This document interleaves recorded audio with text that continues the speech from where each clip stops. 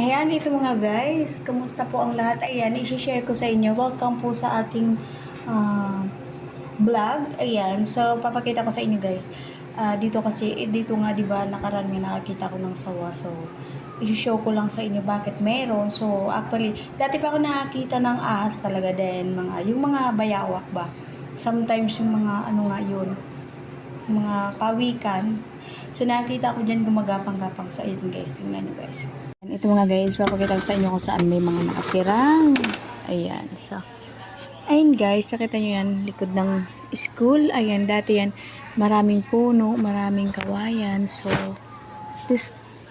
nung tinayo yan, nung pandemic yan yung school eh. So, nawala na yung mga ibang puno and kawayan. So, ayan na lang siya, damo. So, ayan, may natira pa rin syempre. So, dyan guys, so, dyan ko nakita yung sawa. Ayun doon sa babayan. So, ayan, makikita mo dyan may maliit na ilog.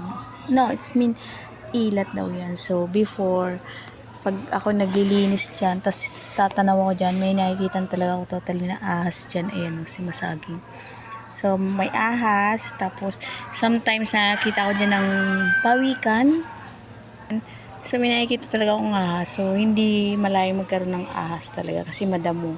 Tapos, medyo may tubig, medyo masukal. So, ayan. Ayan guys. So, tapos nakita ko dyan ng bayawak. Dati. So, ngayon di ko alam kung meron pa. So, ayan. Ayan guys. So, hanggang doon, mapuno kasi. So, may chance nga magkaroon ng mga ano dyan, ahas, sawa. So, at least safe naman. So, ayan, ang score mataas naman. So, ayan. So, masarap sana tingnan pero medyo nakakaba kapag nakikita ka ng ano. Siguro until na meron pa rin dyan kapag tinignan mo dyan sa ilog na yan. Sa ilat na yan, ayan. So, actually yung ilat, unti lang naman yung tubig. Yan. Ayan. So, ayan guys. Ayan. So, diba? Ganda. So, ayan nga guys. Ayan. So, di kayo magtataka kung bakit may ahas, may sawa, may pawikan, may bayawak. So, ayan guys. Ayan. So, kadugtong yan doon guys, yung kadugtong dito. Ayan. So, papunta yan doon. So, mahabang ilat po yan. So, malamang mayroon pa rin yan nakatira dyan. Ayan. So, ayan guys. So, diba? Diba?